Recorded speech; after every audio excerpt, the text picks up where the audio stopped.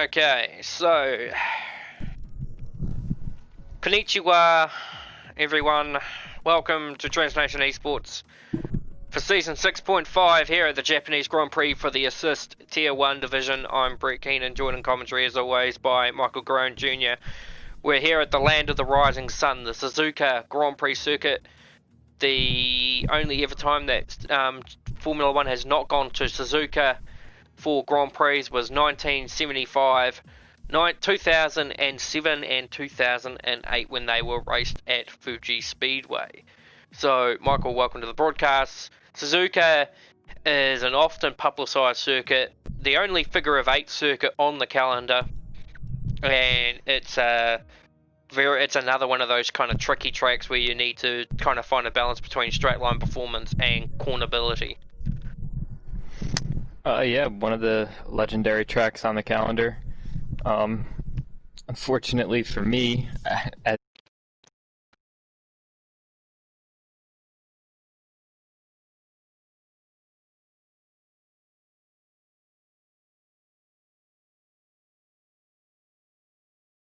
this particularly, but looking forward to watching these guys get after it here and hopefully give us a good race. And we, of course, also have the notion that I'm in pretty much the same boat as you with that, on top of the fact I just set it off just literally before we started. It is my 100th Grand Prix here this weekend, so we obviously I've got to try and find something to do and get out of this rut I've been in with previous race results. Haven't stood on the podium since... God... Season...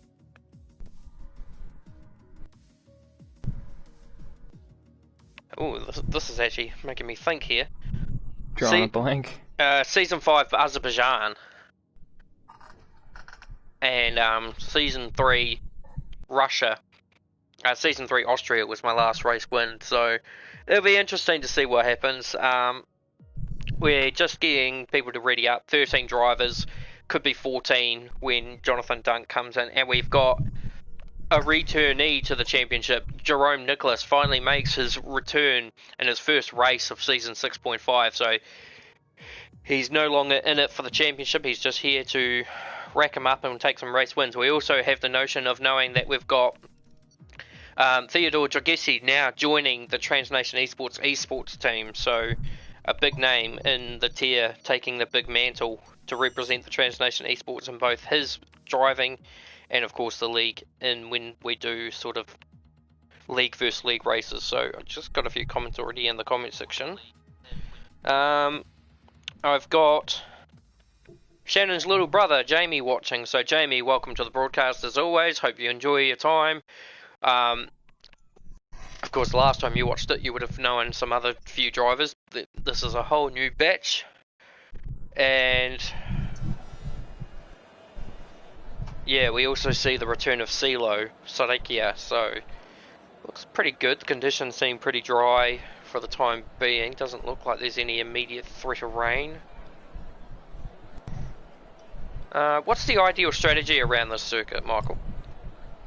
A lot of people talked about just doing a soft hard. A couple of us yesterday did a little bit of testing, and the soft medium's possible. Just requires a lot of management, and I think we'll see a lot of the guys outside the top 10 start on the medium and go to the hard from there. The medium is a very, very good race tire. The soft, not so much. Kind of fronts get really hot trying to manage your way through those high-speed S's every lap. So I think you will see the mediums run for most of the race, and that be the strategy. You're going to build your strategy around that medium run, and that's going to allow you to do the most throughout the race because it's such a good race tire. So you will obviously see, I guess some people might start on the mediums in the race. It'll be curious to see who qualifies on the medium tires in that sense. So out comes our first driver, which looks to be Theodore. So Theodore is going to be our representative, and quite a fitting driver to be our representative for a flying lap around the Suzuka Grand Prix circuit. It's a very it's kind of words kind of fail me on how to describe the circuit. I have taken victory here in Season 1. It was my 4th career win. That was a race where I looked back on it and God, there was only 5 cars in the race. 3 of which weren't even in the tier. So there was 3 actual drivers in tier 1 in that race that weekend. One driver crashed out, the other one got disqualified. So I finished P4 on track because it was also the first race that we attempted full no assist, and I hadn't quite got the handle of it. And I was just the lucky one who survived.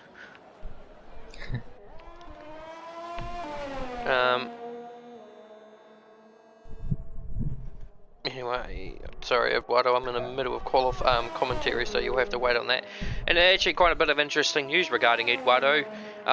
Just having a look through our Discord server at our staff room for people that want to kind of know what the staff room is. It's just a place where all our committee stewards and commentators all convene to have a chat about things.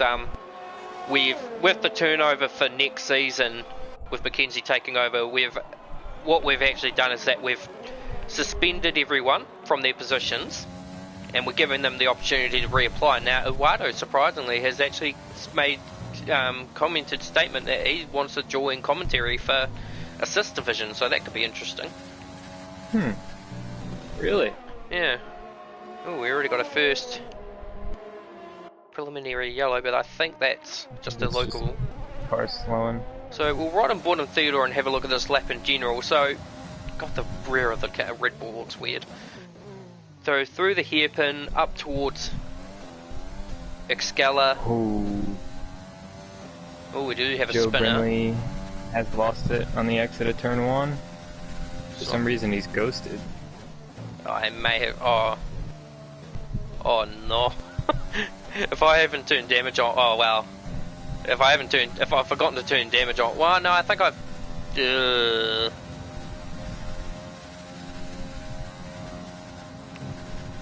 I'm gonna quickly... Hang on, dip back to the... Damage full... Ghosting on... Yeah, so ghosting is... Okay, so... Everything's on, but ghosting is on as well, so... We have made a mistake there, but Theodore crosses the line, 26.4. I actually Pretty good opening lap. I actually thought I'd turn damage off, so I thought if that... Although in saying that, Joe is driving around with a Formula Ford, so... I don't think... Yeah, he's smashed that wing up pretty good. Although, in saying that, actually, I did some research on this Formula Ford thing after Stuart Leslie had made so many claims on it. You can't actually call it a Formula Ford on the account that Formula Fords don't actually have rear wings. Yeah, they don't. They don't really have any wings. So, yeah, I don't know what you...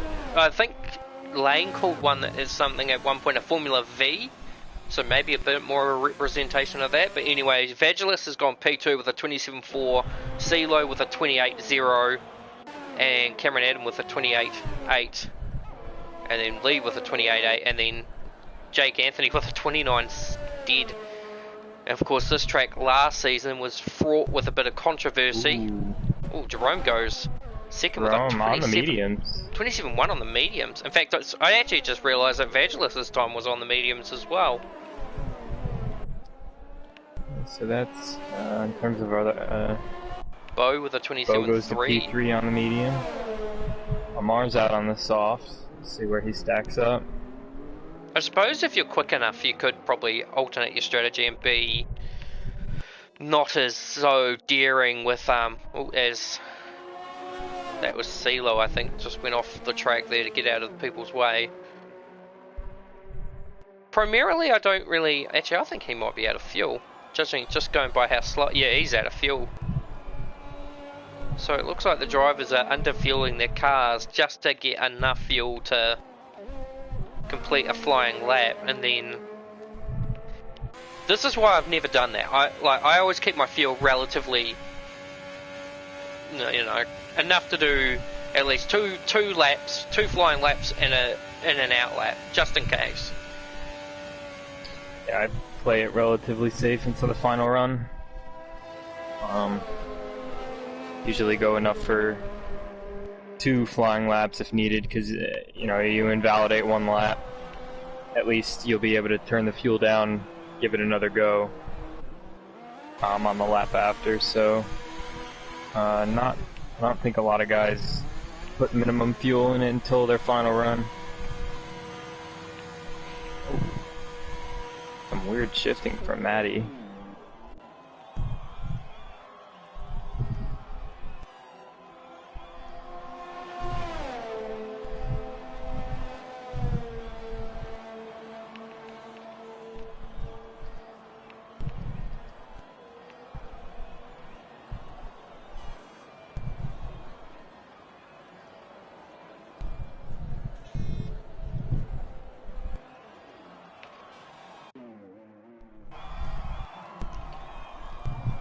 Hello. Anyway, sorry, just... You started to worry me for a second. I thought I lost you. No.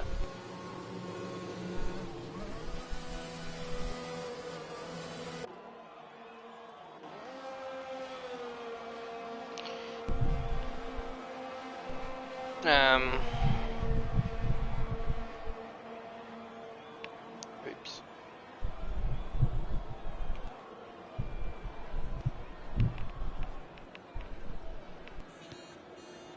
And Jake's actually gone out on the mediums.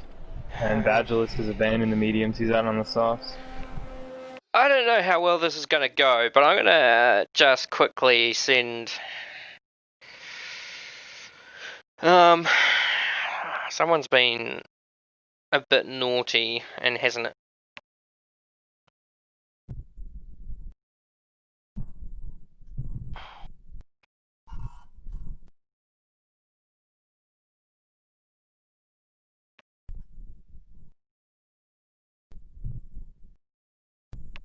So, I don't know if you just saw it, but I'm just seeing an invite to Nicholas Salvador, because it doesn't look like Tier 2 have actually sent him one. So, we got a yellow flag in sector something, although it's just quickly dissipated, so I'm guessing it was just a slow driver.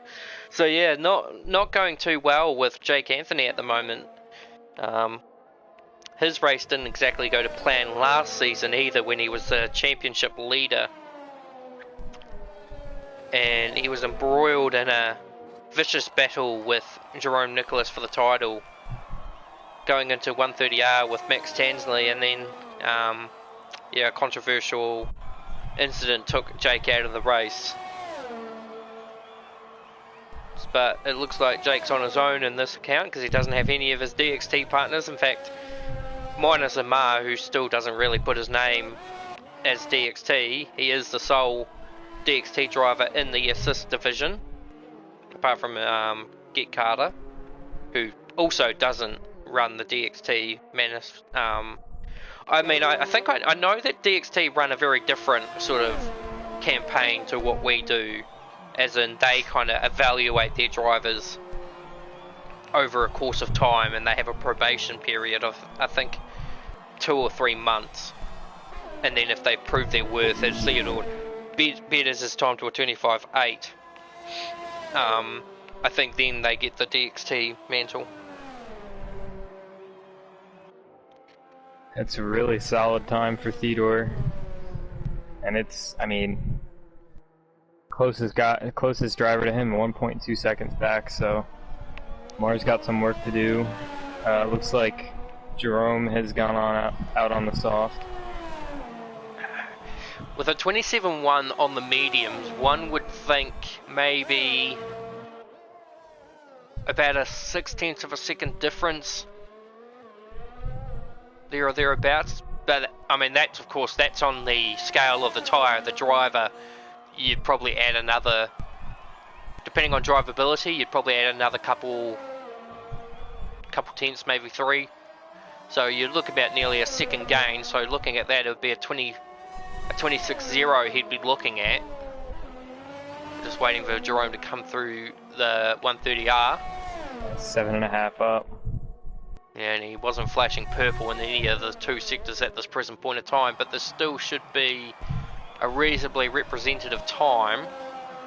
It should be somewhere maybe in the 25s, 26.3. So not too bad for a comeback, and we're still waiting to see. Vagilis has done a 26.7. Amar is coming through 130R now. Amar really needs to get his qualifying up a little bit because his racecraft is really good. In fact, it's probably got the best racecraft out of everyone in this division. It's just his qualifying doesn't translate as well as he comes through the last corner and goes 26.1 to be within 3/10. So now, I mean, you gotta think that these, for Jerome to come back, I mean, I'm sure he's been playing the game quite a bit since he's been gone, but come back less than 2/10, or a little over 2/10 away from Amar, and then about a half a second off of Theodore. He's got to be happy with that. I'm surprised we haven't seen Bo on the softs yet. One thing I know for a fact that's been changed in this game compared to the other games is that the bump at the very last corner has been removed or reprofiled, so it's not as vicious. Yeah, I'm really happy that thing is gone. I think everybody is. Personally, I've never been really that affected by the bump. It's just, I think it's just because what it really did was that it tested your resolve to see how willing you would actually be able to throw the car into that last corner, and then kind of like, you know, if you did it right, it would reward you with a good lap, or if you got it wrong, it would absolutely spit you out and fling you into the fence and call you out like that. Now, we've got 4 minutes just on the left on the clock, so Jonathan Dunk, if he is making it today, is pushing time quite significantly. As we say, the DXT boys of Dan Ware and Alex Boniface no longer race in this department. They have now moved to full-time no assist, and they did a reasonably good job actually at the Singapore Grand Prix. Alex got P6, Dan P11 I believe. Of course that race was fraught with controversy because actually Alex could have won that race due to strategy, but he got a drive-through penalty for speeding under safety car and then had to serve it as a 22nd. But we also speaking up to 8th. Yeah. So speaking of Alex, we also wish to extend our deepest regards to his family and himself, because his grandmother has fallen terminally ill, and they're not 100% sure if she's going to be coming back from that. So from us at the Transnation eSports, Alex, I know you're probably watching or at least adhering to it. We wish you best, and to you and your family as well, and hope things get better for you. So yeah, no improvements yet. Bo, I think with Bo, if you can do a 23.7 or 27.3 and not really be challenged from that point onwards, I personally don't think I would go back out. He might be just sticking with that medium set. It would be a bad shout out. I would only really take it if someone around these ends, sort of like Joe, CeeLo and all that, really show their hand, because obviously Matty Smith hasn't really done a fully representative time. He's only done a 32.8, which I'm guessing is probably a very shoddy banker lap that he did, and then he's since invalidated all his approaches. And well, actually no, as I say this, he has made the switch as Jake does jump up to P5 with a 27.2. So, I mean, Bo, he's committed because he's not going to have enough time to go out. No, anybody in the pit right now I don't think will make it. He'd make it with 20 maybe seconds. Liam. Because it's about now. Like now, you're pretty much out of the window. So because If you were about a 1 minute 35, you'd make it with 5 seconds to spare, there or thereabouts. But yeah, there's no way that. So even Theodore, who's coming out now, has timed this quite poorly. And I'd even think the game would. Oh, actually, no. Hang on. What am I thinking? I'm hosting. Yeah. So the time difference is going to be a little. Yeah. If we had someone's perspective, that would have been we would be able to actually compare and see how much we're actually out by. So Bo is coming out now, so one would assume On the soft. Yeah, so one would assume maybe we've still got 2 minutes. As CeeLo, Ooh. is that on track? I think it is. Hang on, let's see. There's Joe Brindley. Was it on track by a crash, or was it on track by... No, he's retired on the circuit, so that's a no-no.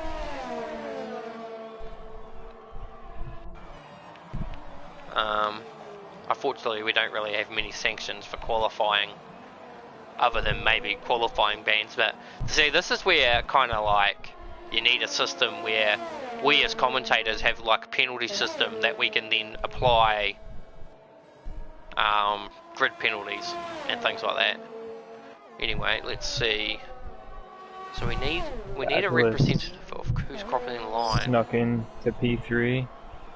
So Matty Smith sneaks up to P5 with a 27.0. So that's a pretty good time. So Theodore crosses the line, he makes it. Who will be next? It'll be a Haas.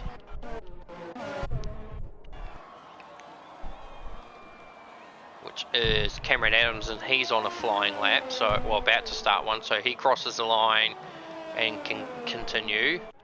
Brindley didn't make it, so Brindley didn't make it, and neither did Bo. no. So Bo came out with 50 seconds left to go on the clock and has just missed it.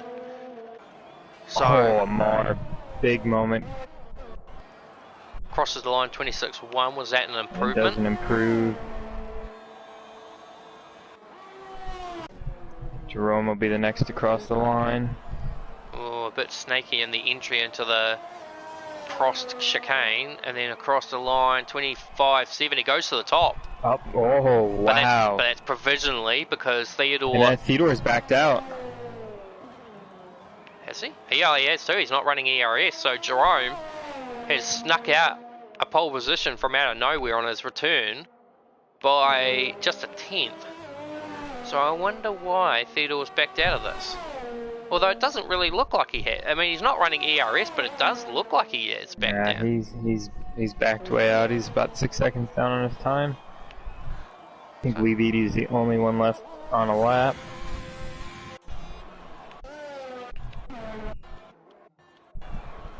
Here he comes around the last 2 corners. He's 14ths up on his previous best, but it's got to be better than a 20.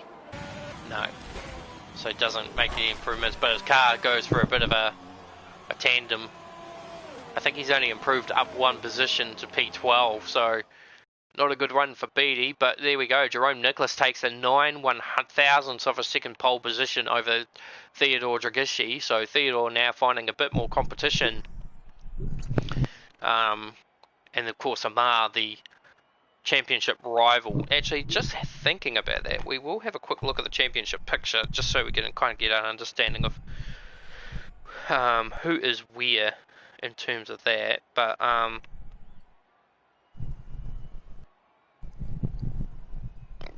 oh, excuse me.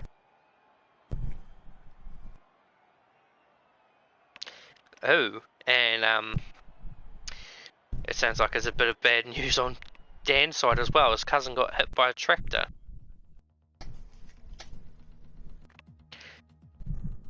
So Amar has a 47-point deficit to Theodore. Jake 61 points back in P3.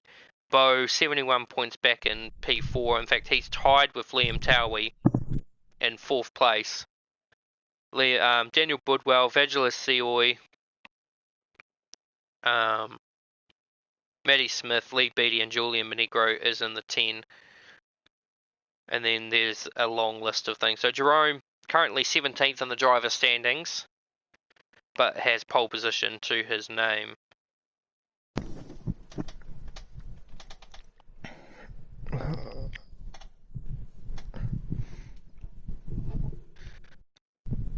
So the anticipation rises. Lewis Hamilton's on pole position once again for the Bahrain Grand Prix. The dog that ran out on the track has been put into their animal rescue area, so if you're looking for a nice dog, you can find yourself an F1 hound who loves motorsport like all of us around. So without further ado, we'll split the duty for the DXT eSports live starting grid. So Jerome Nicholas back from missing in action. He's on pole position. Alongside him is championship points leader Theodore Dragishi. Amar Singh and Vangela Sioe make up row 2, and then Maddie Smith and Liam takes up row 3. And then following it through, we've got Jake Anthony and Bo. Michael. P9, we got Daniel Budwell. P10, Joe Brindley. P11, CeeLo Sarika. P12, Lee Beattie. And P13, Cameron Adam. P11, P12 actually on the mediums along with Bo, so they're going to try to go long, which should work out for them as long as there's not any early safety cars. An early safety car would kind of screw them, in all honesty. Yeah, it's very interesting, and both Haas on the back row of the grid's almost replicating their previous forms over the last couple of years. So there's been interesting talk and more of a confirmed placement at the idea that Sergio Perez will be joining Red Bull for season 2021. What are your initial thoughts about that? I think it's a bit interesting that we haven't seen an older veteran signed to that team in quite a while. I think the last time that we've seen a real veteran there was when Seb and Weber were there, so it'll be interesting. I think it's a change that will do them good. Perez has always been that midfield driver that has always been solid and can always get the most out of the car, and sometimes even more. I think with his experience, he'll give them key input into what direction to go in with the car. So I think overall a good move for them. I think that's the best signing they could make. Really looking forward. Yeah, so it'll be interesting to see if that, because it's become more of a confirmed rumour than anything else. Most of the time it's just hearsay, but now like even the Formula 1 website's talking about the idea that he could be the next Red Bull driver over Alex Albon. But that's Formula 1, this is Transnation Formula 1. We're about to get ready for the Japanese Grand Prix, and the crowd are relishing it and enjoying it. Well, apart from that one guy in the back there, but... So the lights build up, we get the delay as usual because of the host lobbying. They need to fix that honestly, but oh no, this is a bit of a repeat of well, either way, lights out and away we go. It doesn't actually look like it's transpired into anything, but Jerome is lagging quite a fair amount, and Theodore's actually had a good start. Jerome's actually trying to protest around the outside. They're going to go side by side through the CRS. There's contact. A fair bit of contact, but Theodore prevails, although Jerome again tries to hold around the outside. We've got a yellow flag. That's one of the Haas's all around. Lee Beattie. And I think CeeLo's been caught up in something because he's dropped all the way to the back. But anyway, actually thinking back on this, I remember a race in Azerbaijan when Theodore was leading Jerome, and then Jerome lagged straight into the back of Theodore and throw him into the wall. Oh, and Jerome's actually... Oh, Jerome. Whoa. If that was real, that would have been a making of a real nasty accident right there. Because from what we saw, and I'm sure, yeah, this is massive lagging, but that was just so realistic. He just he just hit the grass, the rear end stepped down, and it looked like he was gonna reverse straight into the back of Theodore's car, but Theodore's... That got a little hairy. It still is a bit hairy, let's keep that in mind, and we've kind of lost track of what's happened around us, so Amar's hold down... P5 to P9. They're all under a blanket. That's everybody behind Liam, I guess. You know, holding everybody up a little bit. Yeah, Bo hasn't made any ground from the start. Both the other medium runners have dropped to 12th and 13th, so I wouldn't be too surprised if very soon we'd see Bo drop to the back. So it does look like the medium tyre, while it's the best idea for strategy, if we've got a spinner in the back, or is that just a local? No, it's a local. Joe Brindley looked like had a little bit of an issue. He's fallen to the back of the queue. Oh, he has too. So the medium to oh, Daniel Budwell. Oh, nasty little spin there. Facing the wrong way. Luckily, though, just because it is on, doesn't mean that you can just flick spin your car like that. Oh, and that's Jerome. Jerome's actually gone off this time. Has he crashed? Yeah, he's crashed. Yeah, but where is it? Full, like DNF. No. That's the second Degna. That's the second Degna. He's rejoined, but that's interesting. He's gone in backwards. His car has disappeared for me. Huh. Well, that's weird. It's here for me. It's just coming up the hairpin now. So, for some reason, he's gone in backwards. And then I don't think he was assisted because Amar was quite a fair bit back. I think he's done it primarily to himself. But Theodore is now bolted to a 3-second gap over Amar, with Vagelis only a second behind. And then Liam's having a good race, but he's got Matty Smith. Matty Smith is flying at the moment. He actually went to the grass. Interesting line right there. I thought he was actually going to fully fly off the circuit there. But he's looking quite pacey. He's all over the back of Liam, and even Jake. He's right on the back of Matty, and Bo's just kind of watching this whole thing transpire in front of him. Now, I had tried to say it before, and both times I've been shut off by someone having an incident, but the medium tyre is the ideal tyre to be on strategy-wise, but it doesn't actually look like it's the best tyre to start on. No, you're definitely playing the long game by starting on that medium. I think they will come to the drivers who started on them after a few laps. Even it'll give them. Ooh, as Matty goes wide a little bit. That'll be the turn. Just give them, just a lot of flexibility throughout the rest of the race if you start on those. If you can get to about the halfway point without a safety car, which.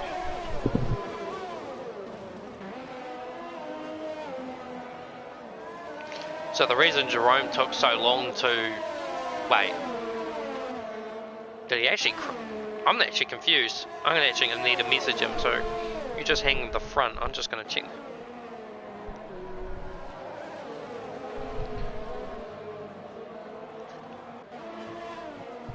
Because that's weird to me. Cameron Adam had a weird off. Yeah, I can't see Jerome anymore. His car is gone for me.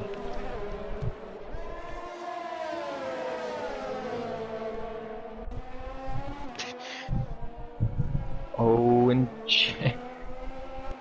Jake took to the grass to try to get around Matty, and Jerome's now fully retired, and we got a safety car. Okay, now it... No, Jerome's actually... I think Jerome's actually fully put it into the pit wall.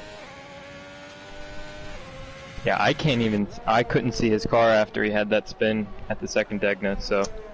That is bizarre.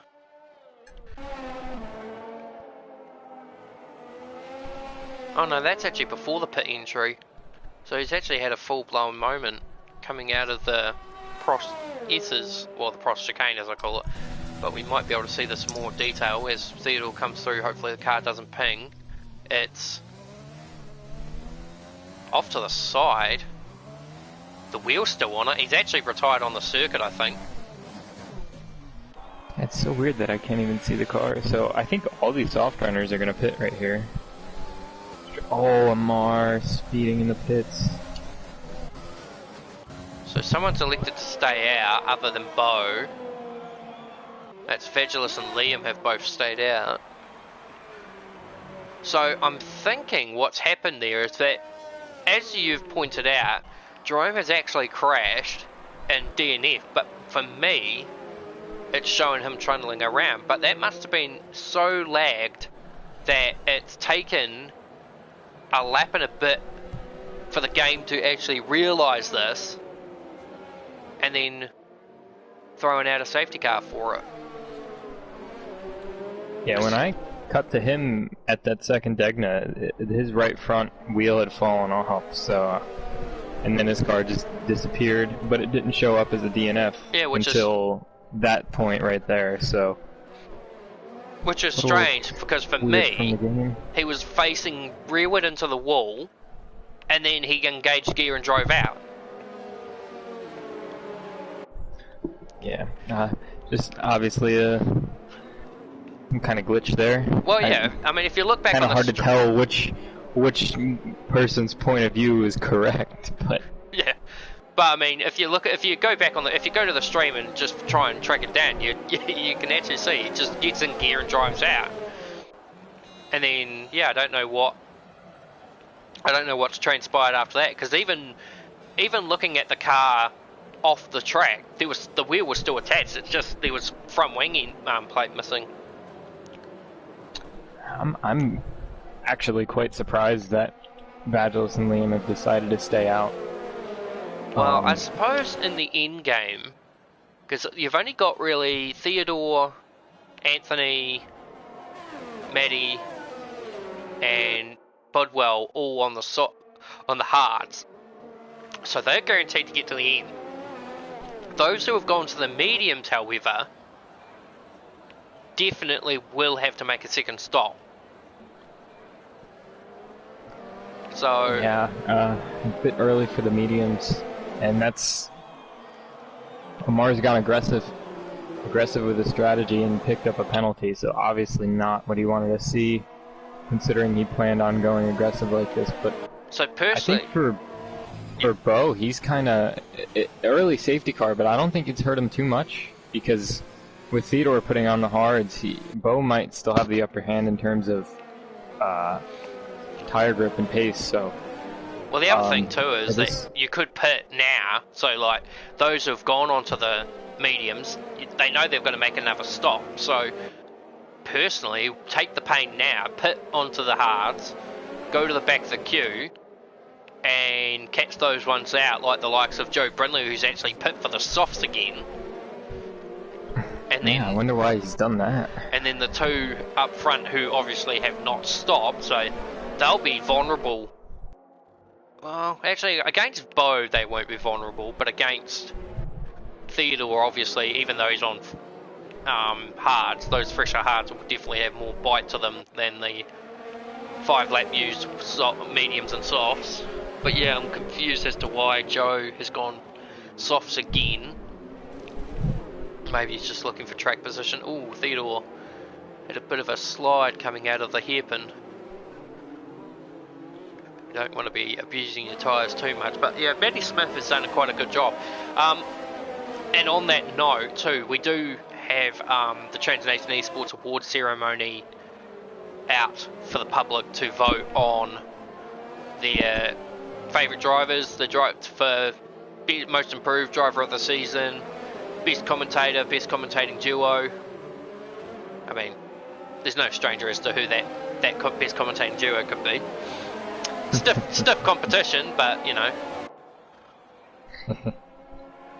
So safety car in this lap. What are we going to see? Well, I know that Japan's safety car procedure can be a little hairy. Liam is right on the back of Vagelis. Safety car is in the control. Oh, there was contact. That was definite contact between Liam and Vagelis there. Surprisingly, no implications. And Bo's actually got a really good restart out of this. He'll jump straight up to P2, so he's not wasting actually any time. And that's probably the best idea to have. Get on it, because these soft runners will hold you up, and you need that gap on Theodore to be a pit stop ahead, which 16, 17 seconds maybe.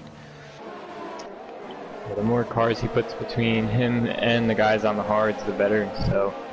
Oh, yellow flags. Oh, we've got a yellow flag. Lee Beatty's gone. Lee Beatty. That's at the first of the center S's. That won't. Oh no, that's the second. So that won't actually bring out a yellow, I don't think. As it is. Yeah, it's gonna be. It's a controlled yellow, so. Vangelis has pulled out a 1 second gap already over Bo. Liam's holding down P3. CeeLo's under immense pressure from.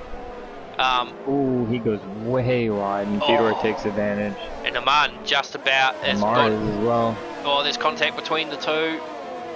Golden rule of racing: your teammates don't take him out. They're going to go side by side through 130R. CeeLo backs out. Okay, he backs graciously. out. And then. So that's the other thing that Theodore has to take into account. He's got cars in front of him, and then he's got Amar behind him who's on fresher, well, same lap, but obviously the softer of the two tyres between them. So he'll be quite feisty. Bo is now within half a second of Vangelis, so those soft tyres will be starting to be a little bit worse for wear. But obviously you can go from soft to hard and get to the end that way. Medium to hard is obviously the ideal strategy point because it's a more guaranteed lifespan between the two tyres. It looks like Theodore is struggling in dirty air quite a bit behind Liam, and Mar actually almost made a move into the airpin. CeeLo's in the fence. Oh. That was big. I heard that. Surprisingly, his car went airborne, but he's actually managed to come out of it with only a front end plate missing, so he's been lucky there. And Mar has grabbed Theodore at Spoon. But Theodore may come back at him. He actually got a better run coming down the exit of Spoon into 130R. Be careful. Theodore's going to actually press this, but thinks better of it at the initial end point as they go through the Prost chicane and into the last corner. DRS enables, but Theodore's definitely running. Actually, let's look at the telemetry and see what. Yeah, they're both kind of equal on the ARS, and Theodore reclaims the position, almost drives into the back of Liam in the process. Oh, and we got. You really bent it down in there. Go ahead. There is a bit of a lag discrepancy with Theodore too, keep in mind actually. I've just noticed he is lagging a little tiny bit, so really hard to see what to make of certain things. Will he make a move here at the second dignary? You can make a move there if you're in a prime position to do it, but he goes wide. Amar tries to... He goes wide. Amar's going to take advantage. You can get... he backs out. And then into the hairpin. Will we see a move? No, Theodore shuts the door. Yeah, Theodore is getting obviously quite a bit impatient here, trying to get around Liam because he's letting Bo get away. In fact, did Liam just... No, I thought it looked like Liam was getting out of the way, but obviously drivers take different lines through different corners to... I mean, honestly, if I was in Liam's shoes, I probably would give the spots up because these are not the guys I'm racing. I'd be more focused... Looks like Liam didn't really contest Theodore right there. But he's got a full battery, so he might be able to contest this on the pit straight. Yeah, but see, like I said, if I was in Liam's case, I'd be more worried. In fact, I think Liam's actually coming in. Oh yeah, because he's on the tyre strategy, so yeah, it was better just to get out of their way and think. And actually, Jake is right on the back of Amar now, so that battle with Amar and Theodore has actually brought Jake into this battle. And Matty Smith's doing a good job, even though he's got Joe Brindley hot on his collar. But like I said, for Matty, he could let Joe go, because what Joe could do then is actually reel in the other two in front of him and bring Matty along for the ride. But yeah, the last thing you want is a guy on a different strategy to kind of ruin your race by a continuous battle. Bo still hasn't actually managed to get past Vagilis, so Vagilis has done a really good job on these soft tyres to keep Bo at bay, even though the tyre difference is really just a compound. I don't really know how he's even been able to make those things last. I know we've had about 2 or 3 laps of safety car, but I'd be surprised if he goes much further than this lap. Well, how far would you need to get to go to the mediums? I think he could stretch the mediums right about now if he were to pit this lap. It'd be, and he's going to pit. He's in. So will it be the medium or will it be the hard? It is the hards. It looks like, yep. So, not sure. It's kind of at that point where you kind of sit there and you scratch your head about why would you stretch your tyres out that long? Just if you're just gonna go for the conservative strategy anyway. Yeah. So, because it does mean your hards don't extend as long, so you're not obviously sitting on your hards for a long time. But it does. It's kind of, you lose. What I find, and I've done it before. Don't get me wrong. I think we've all done that strategy before, where we've tried to pull the softer tyre to a longer stint, so that when you get on the other ones, you're going to be fresher than everyone else. But what you find is that the diminishing effect of being on the softer tyres for too long outweighs the gains you get back from the other tyre. Yeah, usually the softest tire towards the end of the stint, if you really push them things long, the extreme wear just kind of kills your pace those last few laps. So yeah, you might be able to stretch an extra couple of laps and have the advantage on some newer, harder tires, but you have to think which one you'd rather have and which one's going to be more advantageous, as Theodore is already on the back of Bo. He's not wasting much time in that. So what Michael's trying to say, for people who don't quite follow, is that, so in Vagilis' case, he's pit on lap 10 for the set of softs, well, from a set of softs. The pit window for soft is 6 or 7. Yeah, 6 or 7 if you're going to put on the hards. So from there, for every lap that you're staying out extra, you're losing maybe 3/10 a lap. So if you continue to extend that beyond the point that Vagilis has done, he's lost nearly 1.2 seconds to the leaders in that regard. So by doing that, it doesn't matter that you're on a set of new tyres. You've still got to try and find out 1.2 seconds of time that you've lost by staying out for so long. So it's just almost not worth it if you're going to go for, like, as Michael said, to go to the conservative strategy. You don't do that. If you're going to do that, you take a gamble and you chuck on the mediums and go hard to the end.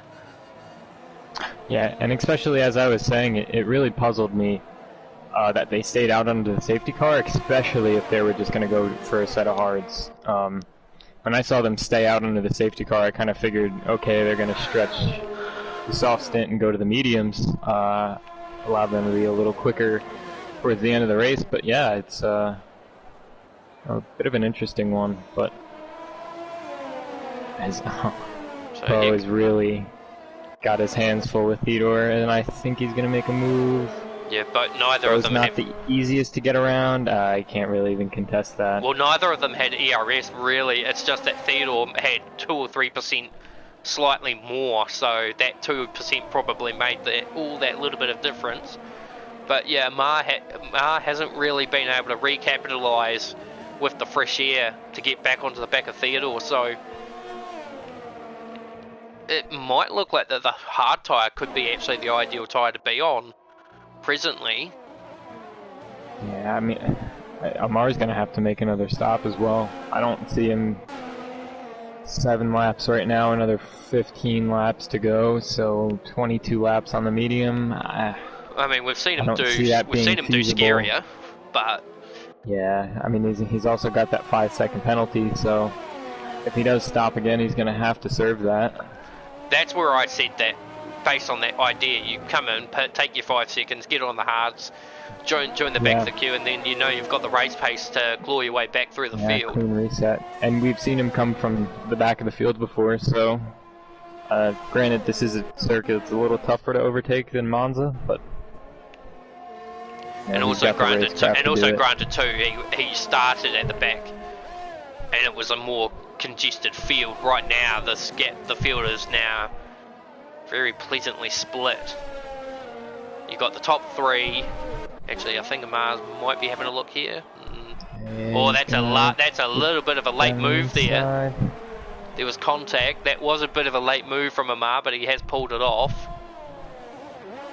And no damage on Bo's end, so all's well that ends well. And actually, Jake's fallen off these two as well, quite a fair bit. So he's not finding much pace, and Joe has managed to get around Matty Smith, but he's pretty much pit bound now.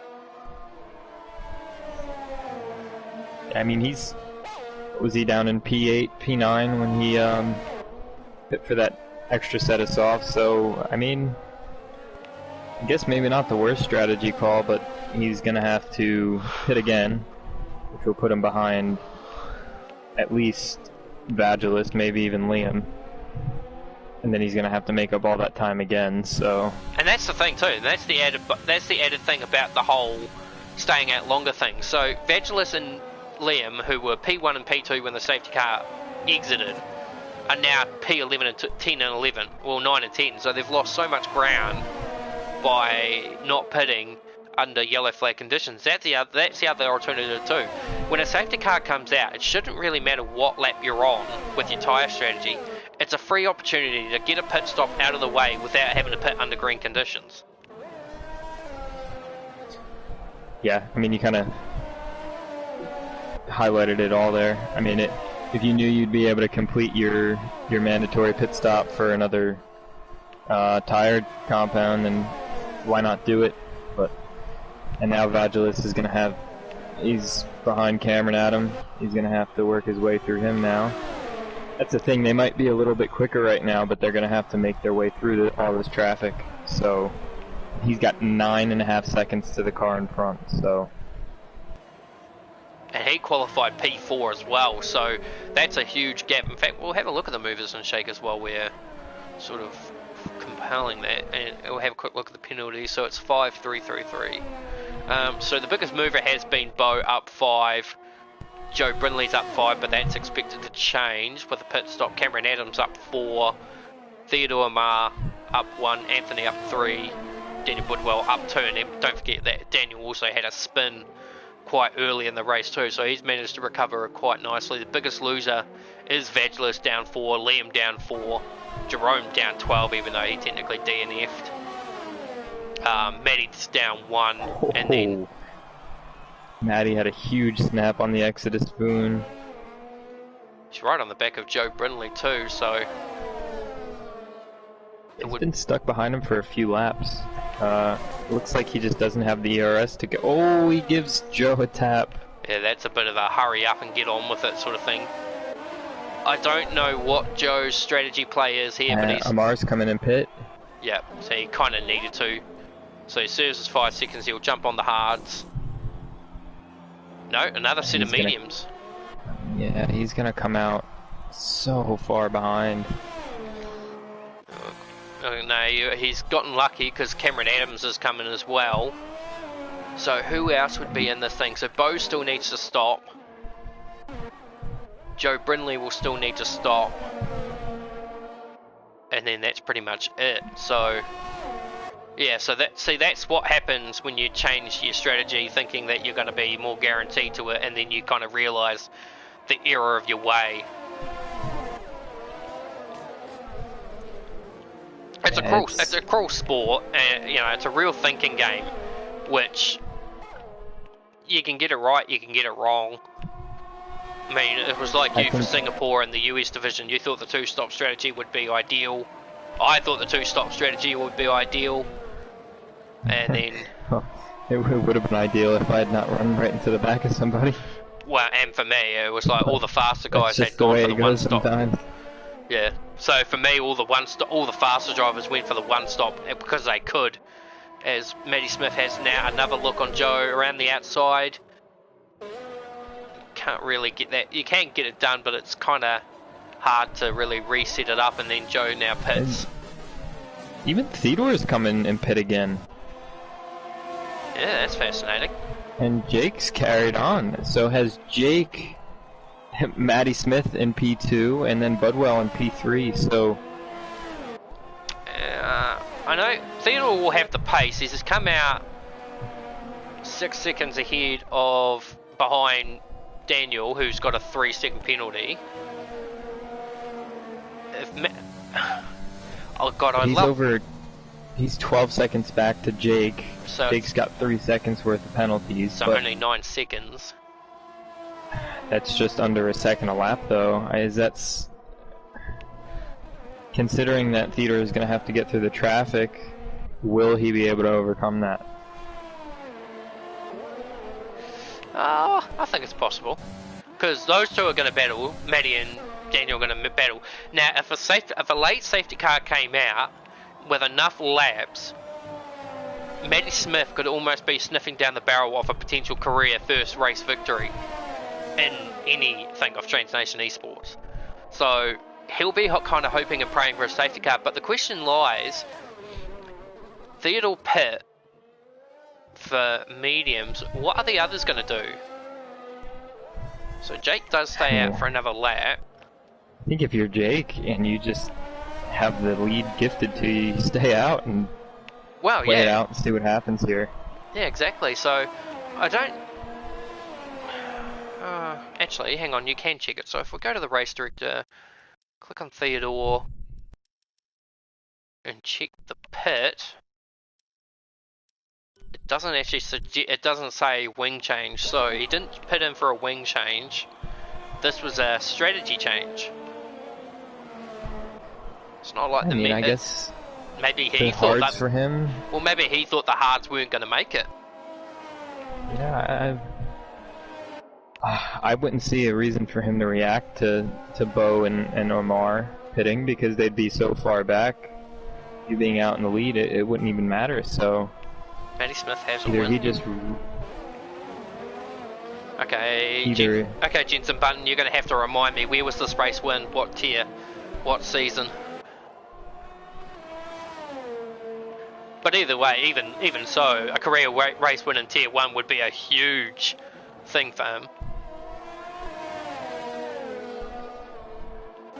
But let's see, the gap's already... oh yeah, I mean, look at that. The gap's already 10.8 seconds from the leader. So, Theodore only has to make 1.8 seconds and he's already got the race win. Yeah, but Theodore is going to have to catch Matty Smith, the group in front of him, and then those two are going to be a buffer for Jake. And Jake, it looks like Jake's pulling a little bit of time on Matty and Budwell, so... So presently, as it stands, the fastest lap. The race order would Matty be... gets a penalty. Yeah, so now technically...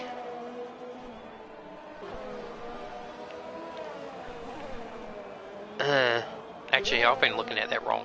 Anyway. So Matty and Thing are now battling for position. I need to find this again. There we go. Yeah, so maybe I actually think Jake might actually hold on to this.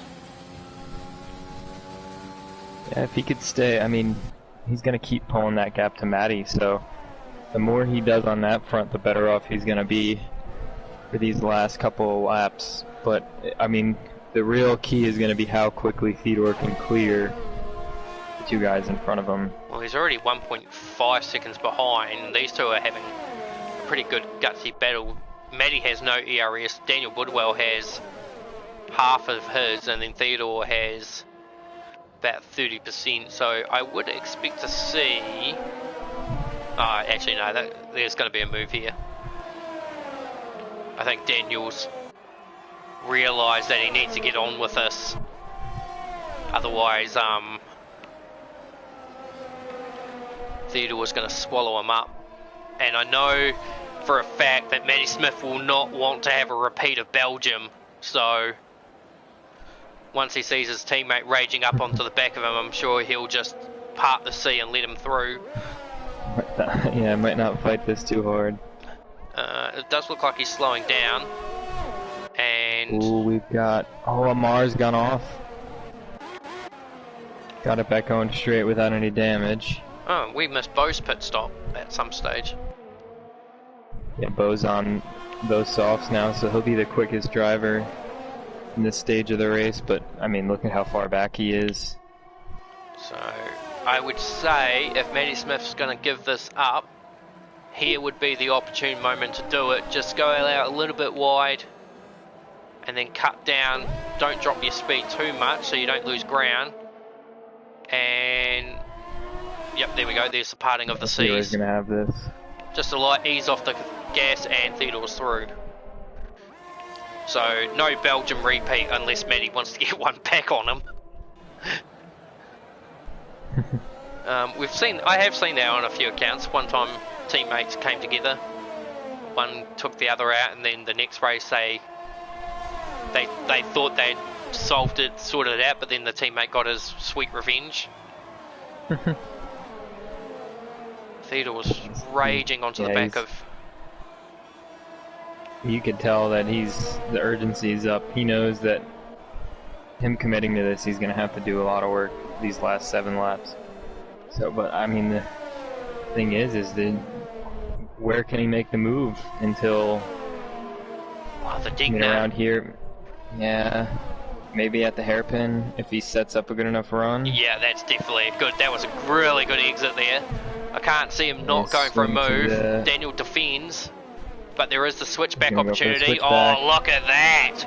What a move! That's a really good move right there. Oh, but yellow flags come out. That's Amar again.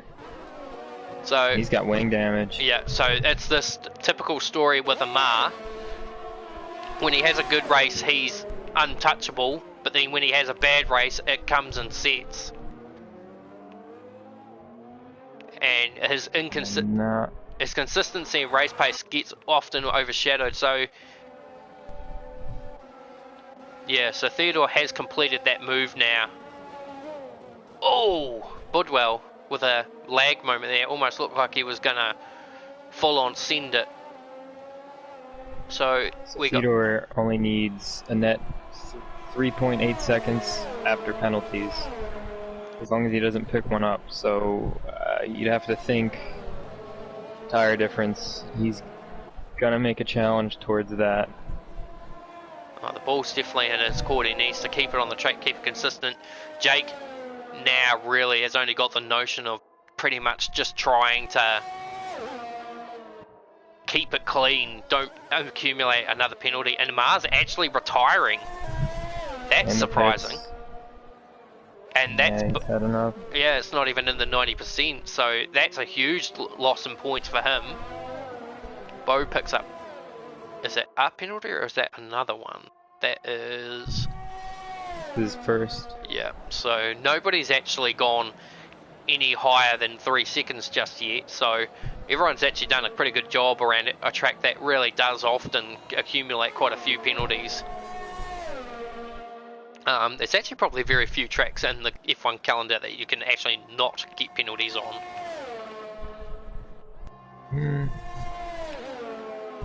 Not if you're me. Season 4 Australia, according to Matty Elliott, in regards to Matty Smith. Season 4 Australia Tier 3. Oh yeah, I remember now. I commentated that race too, actually, because I was racing Tier 1 at that time. Oh yeah, he did too. That's right. That was his debut race too, I believe. That was before Fabio and all that decided to leave Tier 1, leave Tier 2 and go back to Tier 3. That's right. So, either which way, he's steering down. Oh, we've got another yellow flag. That's Sarikia, and he's gone off at the hairpin.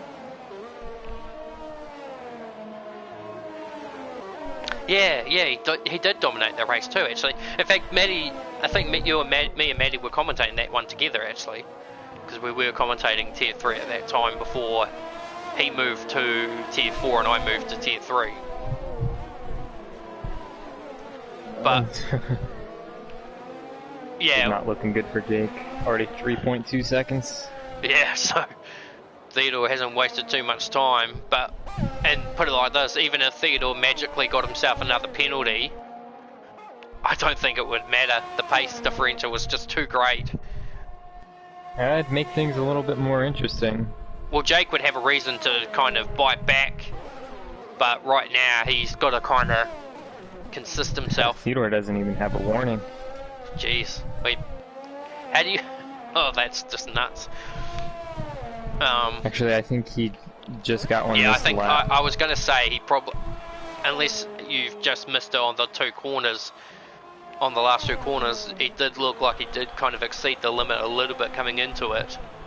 But yeah, the gap just popped up on the director, invalidated lap time, so I guess it was severe enough to invalidate the time and give him a warning. Yeah, I don't really understand the invalidated lap time. I just guess it must, although he was initially fastest in the second sector, so he must have been going for a fastest lap. And then the game, what happens is that if you're on a fastest lap and you cut the corner relatively big enough, it'll be like a qualifying, it just invalidates your lap time. Although there's also the one, I remember cutting a corner and I got a warning for an illegal time gain, which I couldn't figure out. But anyway, the gap's 1.5 seconds, so this strategy, well, we scratched our heads kind of wondering why he did it, it's kind of come back to aid him. Yeah, but I mean, I don't even think he really needed to do this. Definitely spiced up the second half of the race a little bit, but I don't see why he would have had to make that extra stop with the lead that he had. And he has been kind of one of these contrasters that now that he has finally got that first race win ticked off from last weekend at Singapore, he's going for the double. It's a pretty interesting way to go for the double. We've got a battle here between Matty Smith and Vagelis actually. And Vagelis has actually come back through. Right around. So I suppose Vagelis' strategy has kind of come back to him, but as I said earlier on it, it's kind of almost a little too late in regards to how much time he lost to Theodore and all that. Yeah, I mean, he kind of just took advantage of the guys in front having issues. He's got really good pace as well, but very consistent. But yeah, he obviously got a little bit of help from Amar, having those couple of incidents. He's going to get on the podium, and Bo is right on the back of Matty Smith as well. So those softs now have probably seen the best out of everything. So I wouldn't see much more out of that. Liam has really not been able to use his strategy at all. He's been kind of stuck where he was when he pit. As you say, it's been only helped by the drivers around him having problems. And the battle with the front has now, well, we can't honestly see this not being a position change. Theodore wants that win on track and by account, and he's going to go up the inside at turn 1, gets it done easily. Jake doesn't protest. Yeah, Jake doesn't even protest. Jake's just going to be looking to get a podium and pretty much get second in the championship, which would be a very good comeback for him, given his poor recent form as series defending champion. It will be the first time in a while that we haven't had a back-to-back Tier 1 champion too, so Tier 1 no assist is keeping that trend quite nicely. Every driver that wins a championship seems to win it one more time before sort of either having a bad season or tapping out. So you're saying Andrew Lee's going to have a bad season next year? You're telling me there's hope? Well, I'm thinking more along the lines of he could be the one to break that trend is probably the more idea that I'm thinking. But, you know, anything can happen. You'd be right in saying that. Anything could happen. We could find someone ups a game, Tyler could come back and win 2 championships and then keep the trend going, so it's hard to say. But anyway, Vangelis within ground of Daniel for the podium. Maddie Smith under attack from Bo, but those soft tyres will pretty much have had its last legs. Theodore, there's Theodore with the fastest lap. Stamps his authority even further. Alright, let's see. So Vangelis is in DRS range, but not close enough. Maddie Smith goes super defensive down the front straight. There's no way that Bo would have been able to, unless it was a very late last minute move, but nothing's done. But Vangelis will know that he at least got the podium in his grasp. We won't be able to have a chat with him because obviously he's in quarantine where he is, and he left his mic back at his house. But either which way for Theodore, it's a commanding victory. A very good opening account against Jerome Nicholas. Then Jerome had his problems, and then from there he kind of controlled the race. Clawed his way through the field after the safety car, of course, having pit for the soft tyre, well, sorry, the hard tyre, and then, yeah, confused us as Bo's actually now just gotten ahead of Maddie Smith, but will that remain? Because obviously those softs won't have much left in them. But anyway, but I don't think those hards have much left in them either. Theodore Dragishi is going to come around the last 2 corners. He struggled to grab race wins when they counted. He won at Singapore. He goes back to back and wins the Japanese Grand Prix and loops the car and puts it out of commission. In fact, and technically speaking, that's also a home Grand Prix. Oh, we're going to have a pile up. Yeah. Across the start finish line. Oh, maybe not. But anyway, it's a home win for the Honda engine outfit as well, with Red Bull taking victory. And then Honda then take up positions 4 and 5. So, a pretty good day for Honda. Vangelis does get on the podium. And Liam P6.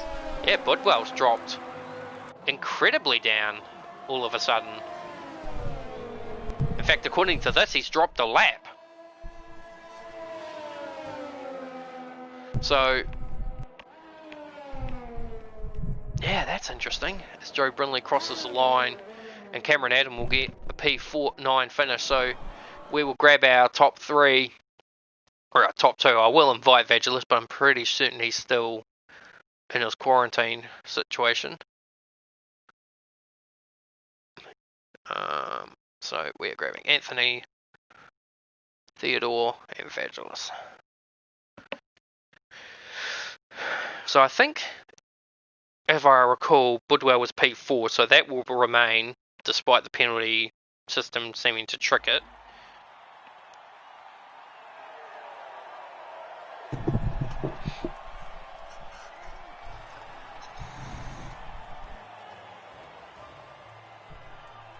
Yeah, put him a lap down for some reason.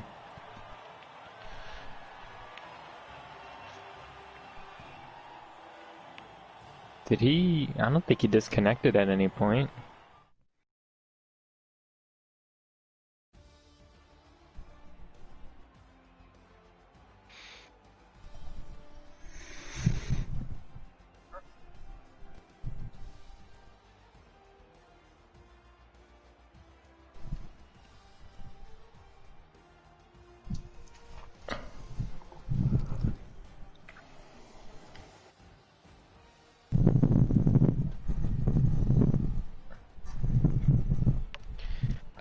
So we are joined now in the comment box by, I would assume, Theodore. Yep. So Theodore, representing the TNE eSports team, joins us in the comment box for race victory. That's 2 on the trot for you, Theodore. It must feel good to win your first race as a representative for Transnation Esports, and of course giving me 90% of the credit. Hi, yeah, I think you're more excited for that than I am, given the fact that you get 90% credit for the win. But yeah, I'm pleased with it as well. I made a really bad call with the hearts at the safety car, and thankfully that didn't cost me too much. But I really feel like this was my best race in this league. I did a lot of wheel-to-wheel racing, and it was really nice. All the guys were fair and gave space. At the beginning, Jerome had really bad connection. I just couldn't tell if I was racing him or if he was behind or an AI. I don't know. But yeah, that was unfortunate because he was really quick. He surprised me in qualifying because the time that I did, I mean, I don't think I did a 25.8 in practice. And then when I did it here, I thought that it would guarantee me pole position. But yeah, he was really quick and Amara as well. But unfortunately, yeah, we didn't get to race a lot, just a bit at the beginning. But that was really fun as well. So of course, I'm happy with the win. Yeah, it's a real good contrast when you've been able to take the positions like that and then to then kind of say you made a mistake on the hards. Arguably for us in the com box, the softer hard strategy is the ideal strategy to go for. So we don't think you did wrong. We probably thought you had done wrong more than pitting for the mediums, but it did turn out to be an okay strategy in the end. But Michael, do you have anything to add? Yeah, you talked about some good wheel-to-wheel racing, specifically that move through the hairpin, that little switchback move on. Was that Liam? I think it was on a racing point. So I think a few weeks back you talked about how you kind of weren't super comfortable in wheel-to-wheel racing, and that's somewhere where you needed to improve. So obviously that's something you've worked on now. What kind of did you do to try to improve on that and work on that? Well, surprisingly, I did a lot of. I mean, ever since I started racing in this league, I just the only time I spent online was in this particular league and doing time trials and like Grand Prix modes. But I didn't really do any five lappers anymore, like on online unranked and ranked gameplay. And I just started doing that a lot more, and practice makes perfect. So yeah, thanks for noticing. Yeah. Switchbacks are also my specialty. I love them. Practice makes perfect, they say.